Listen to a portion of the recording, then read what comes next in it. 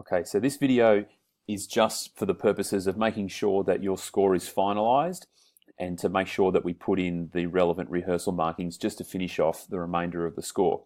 It's also going to prove to be a bit of a checklist for you to make sure that you've got all the elements of the assessment task covered before you submit it. So what I've done is I've drawn up on slide 22 a checklist for everything that you should be looking over for your assignment. So let's go through that checklist now and compare it to a composition that I've had a look at.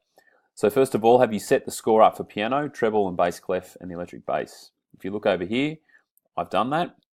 So here's my piano score, treble and bass clef, and here's the electric bass line down the bottom. So that's all set up. Have you got a melody in the treble clef, chords in the middle line, and a bass line at the bottom of each stanza of the score? So you can see here that the stanza of each stanza of the score is based over 3 lines. So we've got 2 lines for piano and a line for electric bass, and they go across the score in terms of bar 1, bar 2, bar 3, bar 4. Then that's for every single line. We go down here to the next and you'll see that the number 5 represents that this is bar number 5. Then we have bar 6, 7, 8, so on and so forth. So I have a melody in the top line, I have chords in the middle line, and I have electric bass in the bottom line.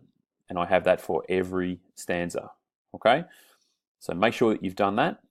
You have a verse section, which is the A section, that is 4 bars long. You can see here that this is my verse section. It's marked with an A, and I'll show you how to do that in a second. So it's 1, 2, 3, 4 bars long. And then down the bottom here, this is my B section, and again, it's 4 bars long. So I've sorted that one out. You have these ideas returned in the correct order on your score. This is the assessment task, and as you can see down the bottom here, it says the order that the ideas need to return. So verse, chorus, or A, B, A, B. If I go back to my composition, the A idea appears first, it's 4 bars long. Then my B idea appears, and it's 4 bars long. Then down the bottom here, I have an A idea that returns. I have to put the bass line in for that, as you can see, and we'll do that in a second. And then my B idea returns down here, and that completes the 16 bars. You'll see that's bar 13. If I click on 13, it'll have bar 14, 15, and 16. So that's the length of the composition. It's 16 bars long. Down here, we have A and B ideas that are different. You can see from my A idea that it's very simple. It has this sort of mainly descending sort of quality to the melody in every bar. It sort of starts and then descends, goes back, starts again and descends, starts and descends, and then it sort of starts a little lower and then finishes on C. Keep in mind too that the rules of the melody writing state that we have to start and finish our composition, our first note and last note, should be C. So I've got that there, and I've ticked that box. Also too, the B idea down the bottom here, you'll see is a little bit different. It uses more complex rhythms. It sort of stays a little more static in terms of that it sort of has a very narrow pitch range. It only goes to a G and a C and generally stays there until we get to here, this last G here. It's also quite repetitive. So those two ideas, when you look at them, are quite different looking. They also have different chord progressions to make them a little more interesting. When your A and B ideas return, that they show a small amount of variety. You have to understand that your piece has got to be an A idea that's 4 bars long, and then a B idea that's 4 bars long. And then those two ideas have to repeat, verse, chorus. So when you look at my idea, here's my A idea. What I've done, you'll notice that it's very, very similar to this A idea down the bottom here. So that's all done. And then of course my B idea is also very similar to the B idea at the top here. Much like any piece of music you look at, the A and B ideas should be similar with a little bit of variety. The variety in my A idea is that it uses a little bit of rhythmic variety. It starts with 2 quavers as opposed to being 2 crotchets, but uses the same sort of profile to descend and ascend. All right, there's also a different note here compared to the A that's there because I've changed the chord progression down the bottom. So that's my other little bit of variation. I've changed the chord progression. The B idea is largely the same, as the choruses are generally going to be the same for most songs.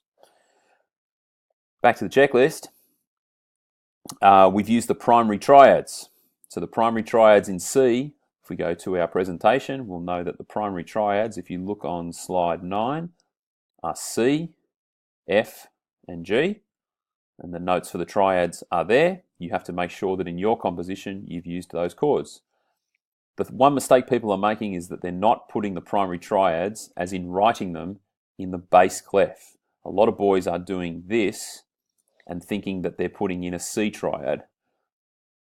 That, if it was in treble clef, would be C, E, G. But because it's in bass clef, these letters are E, G, and B. So you need to make sure that your triads are written in bass clef and you use only C chords, F chords, and G chords. Back to our checklist down the bottom here. You have used the C major pentatonic scale only. The C major pentatonic scale is on slide 12. It shows all the notes you're supposed to use.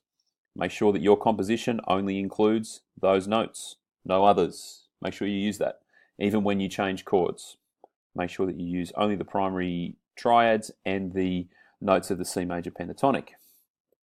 You've used chord tones on beats 1 and 3 of your melody, so you need to make sure that when you go through your melody, that the chord tones, i.e. the notes of your chord, in this case C, E, or G, on beats 1 and 3, you have to have a note from the chord. All right, so make sure that when you edit your score that you've only got notes of the chord. Here is a wrong note just here. My chord here is G, B, and D. This is a C, so I can't have that. So I'm going to change that to a D, and I need to change it here as well to make it look like that. Lucky I edited it, or it would have been wrong, because this is beat 1. It was a C, it's now a D to reflect one of the notes of the chord, and then I changed it here because this is beat 3, and that's notes G, B, and D, and there's a D in my melody. So it's a good thing I checked. You have included all the notes and the score markings. The score markings are very easy to include. You need to make sure that you've included the rehearsal marking at the beginning of each idea, and you have a double bar line at the end of the idea. So here we go. I haven't done it down here. This is the return of my A section. I click on the note that I want to name. I click on the rehearsal marking, and it changes it. You'll notice it'll change it to a C because I already have an A and B. If you double click on that idea, it'll change it to an A. And then I need to go down to my B idea, click the rehearsal marking up the top here, which is under text, double click on it, and turn it, to a B, and there's my idea. Here at the end of the A section, I need to have a double bar line to signify the idea is finished. So if I click on that there, that little bar line thing, which is under measure, it'll bring up the double bar line for me at the end of the idea. I should have all my other double bar lines, as you can see. If you don't have any of those, make sure that you've clicked on your menu to make sure that things like text and measure and anything else you need are selected so they're up here in your menu items. So once you've done all of that, you should be pretty much good to go. I've just got to include a bass line down the bottom here, which I'm going to do in crotchets, just like the instructions say. The bass part will be just the tonic of each of the chords in crotchets. So I'll go across.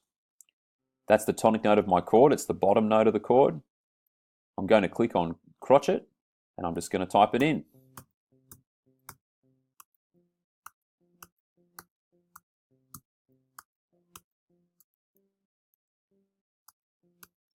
If they're up the octave just like this, and they're too far up to read, you can select all of it and then hit the Command key and the down arrow at the same time, and it'll take them all down the octave. Make sure you save your work, and then I'll post another video in just a minute that'll show you how to export it as a PDF for uploading to iLearn.